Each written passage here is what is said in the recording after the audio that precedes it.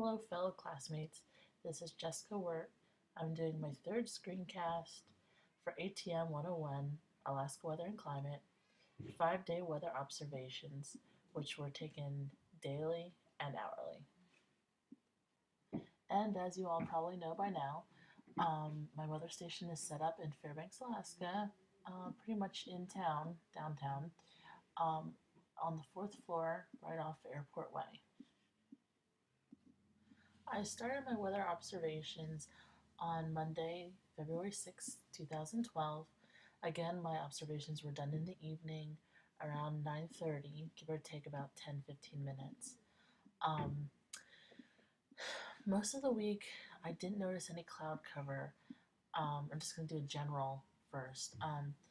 Uh, the way I found out is the best way to look for cloud cover in the evenings is to look at the moon and see if there's light reflecting off anything in the sky, and if it is, it's usually cloud mass.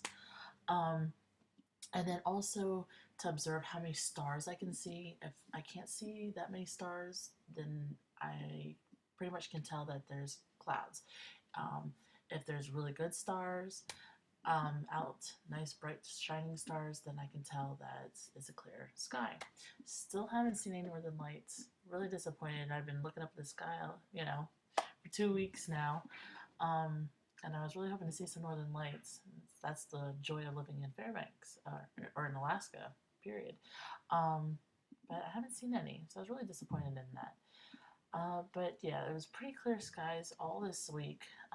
We'll go over one of the days. I think it was Thursday. There was some cloud cover, but yeah. So here's my first observations. Current temperatures and mins and maxes for left and right. I like that mine are pretty consistent.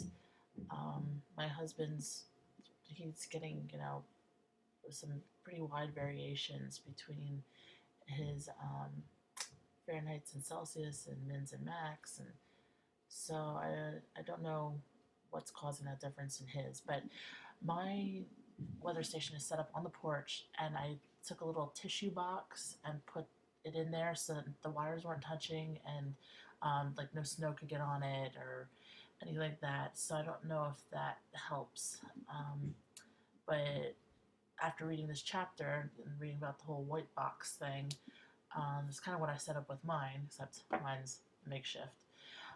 So hopefully that helps with more accurate readings. Second day readings, again, were around the same time, same location. Temperatures didn't vary all that much. It wasn't as dramatic as last week. No cloud cover again. Oh, also, there was not any breeze. I think there was only one day that I noticed anything on the Beaufort scale. The rest of the times it was zeros. And absolutely no precipitation this week either. Here's my readings for day 3, February 8th. Again, around the same time, 9:30ish. The current temperature was 14. Max was 24, min was 4. So this week was pretty not dramatic. This was the day that had a little bit of cloud cover. It was really neat seeing the reflection of the sun bouncing off the moon, bouncing off the clouds. So that was pretty neat. And it's funny what you don't notice on a regular day-to-day, just run-of-the-mill day. This class really makes you look up and observe what's going on around you and appreciate the beauty.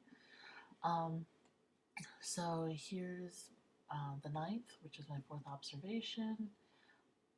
Again, sky cover was clear, no precipitation.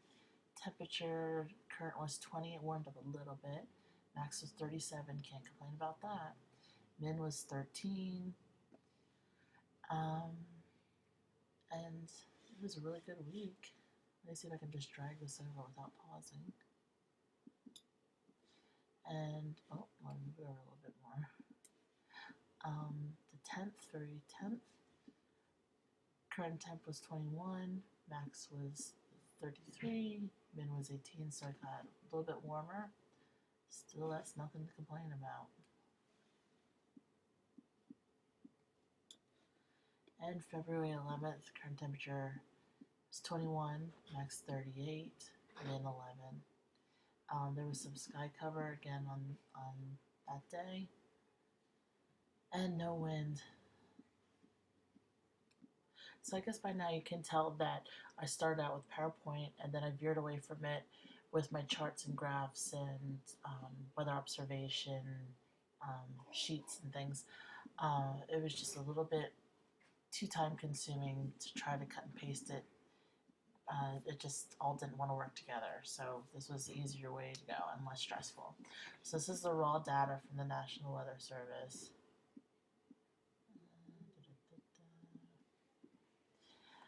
And click over.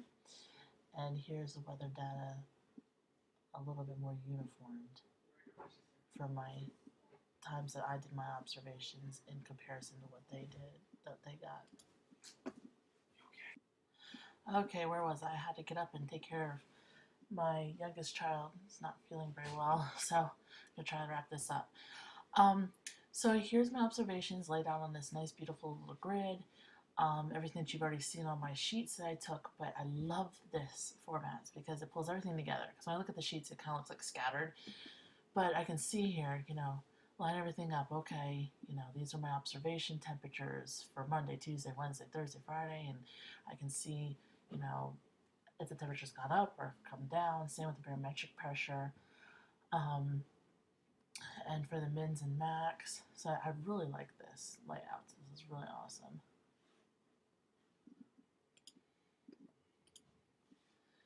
So here's one of my graphs. Now, what I got compared to what the National Weather Service got, overall I think my stuff was a little bit higher, which could depend on my location. I don't know where they're exactly getting their information from in Fairbanks, but it could be the location because I am pretty close to the river, so maybe that's why I'm a little bit warmer than what they have. Again, the barometric pressures and humidity. And I think that's it. Yeah. So overall, it was a really good week, and things were a little smoother. Kind of trimmed the fat, so to speak, on managing the time. Made things work a little bit better and smoother and not so time consuming with the PowerPoint. I love the PowerPoint, but it just doesn't like to put these charts in and make them look nice. So this is the best way to do it. So starting next week, as soon as I get done here, I'm going to go sit back and read, and on we go.